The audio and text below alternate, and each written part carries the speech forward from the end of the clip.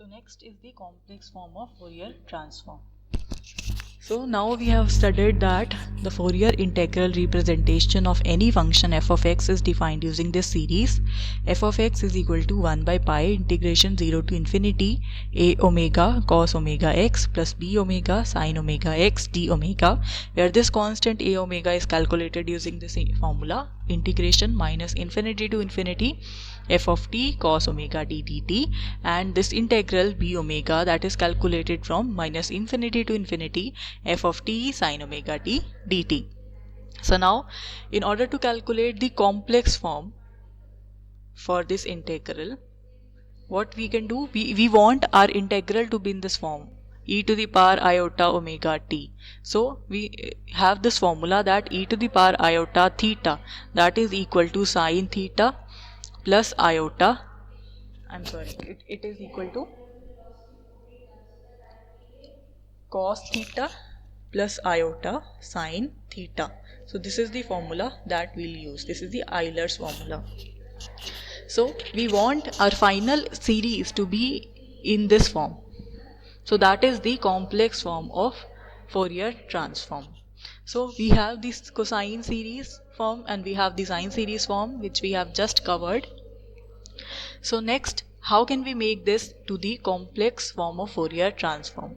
The first thing that we'll do, we'll substitute this value of a omega here, this value of b omega here back into this expression. So our expression for f of x now becomes f of x 1 by pi I as such, then integration from 0 to infinity. In place of a omega we write integration from minus infinity to infinity f of t cos omega t dt, and cos omega x as such, this as such, and then instead of this b omega we write this whole term integration from minus infinity to infinity f of t sin omega x dt d omega.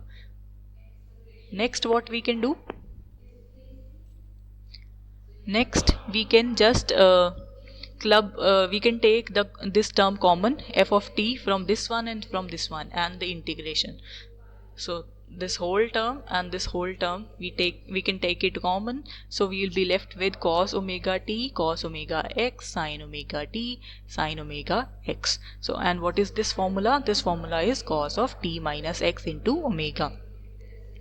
So this is the formula of f of x. So we have f of x as this quantity 1 by pi integration from 0 to infinity integration from minus infinity to infinity f of t cos t minus x into omega dt d omega.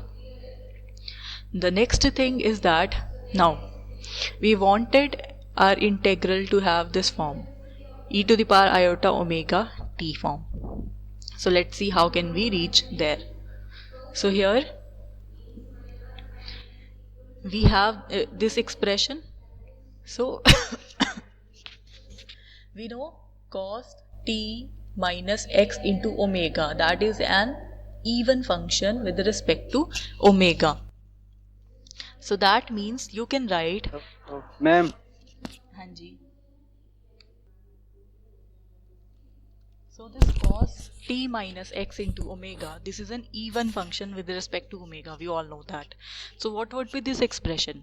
Integration from minus infinity to infinity the function f of t into cos t minus x omega dt d omega. This would be equivalent to 2 times of integration from 0 to infinity f of t cos t minus x into omega. And because sine, that is an odd function with respect to omega, so that means the integration from minus infinity to infinity f of t sin t minus x into omega dt, this would be 0 because this is an odd function. So this expression is 0, so we can take its integration, that would also be 0, and we can multiply by iota by 2 pi, that would also be 0. So why we have done this, we'll see this in a moment.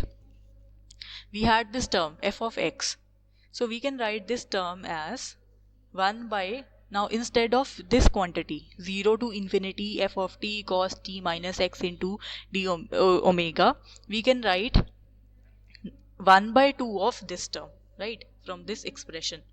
So it becomes this becomes 1 by 2 times integration from minus infinity to infinity f of t cos t minus x omega dt d omega. So this is equation number 1. Next we have equation number 2, where because sine is an odd term, we have this value to be 0.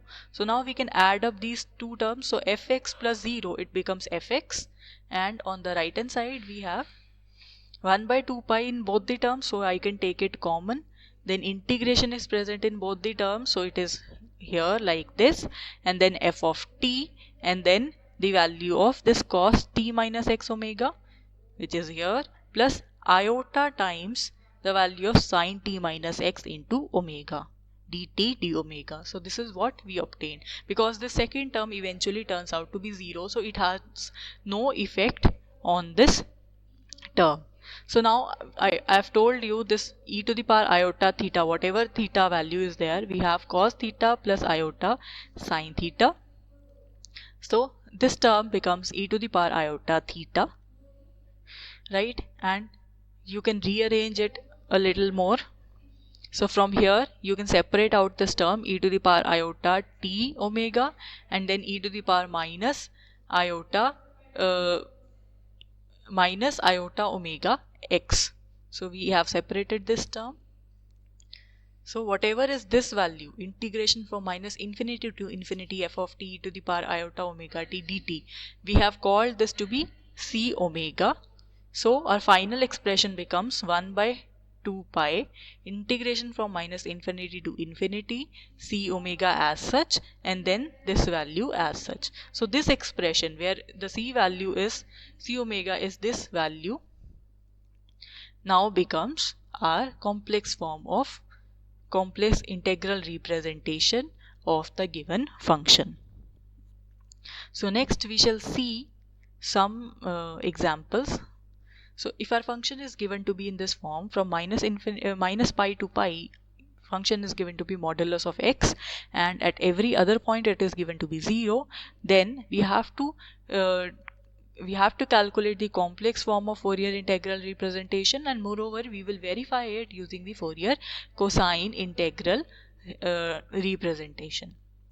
So in the first part, we will first calculate the complex form of Fourier integral representation. The formula for this is this one,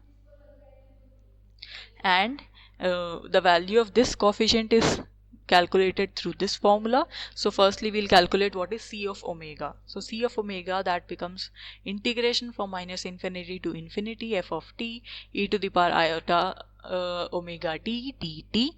So its value is defined in this interval from minus pi to pi, and otherwise it is 0. So we'll break the limits from, we have this limits from minus infinity to infinity, so we'll break it from minus infinity to minus pi, and then from minus pi to pi, and then from pi to infinity. So first integral it will be 0, third integral it will be 0, so we would only be left with this integration from minus pi to pi. So integration from minus pi to pi modulus of t e to the power iota omega d dt. So here we can perform the integration by parts. We can call, again we can break this interval because of modulus. So in the negative interval from minus pi to pi, the value of this modulus term becomes minus t, and from the positive integral from 0 to pi it becomes t. So this is the expression that we obtain. So we can now perform the by parts, and we can solve it, take the terms common, and so from here we obtain at this expression. So now you know these two terms. One is sine theta, that is e to the power iota theta minus e to the power minus iota theta divided by 2 iota, and the second term is cos theta, that is e to the power iota theta plus e to the power minus iota theta divided by 2. So I can use its value as sine theta into 2 iota, so I have written it just like that here, and instead of this one I can write 2 times of cos of omega pi. So this is the final value of c omega that we obtain. So once we obtain the coefficient, we can substitute the value of c omega here. So this is the final exponential or the complex form of Fourier series that we have obtained. So similarly, you can check it for the cosine terms. So I think that you can do by yourself. You can check the Fourier cosine integral transformation of the function. That will also come out to be this same expression. So I think it is clear to you all.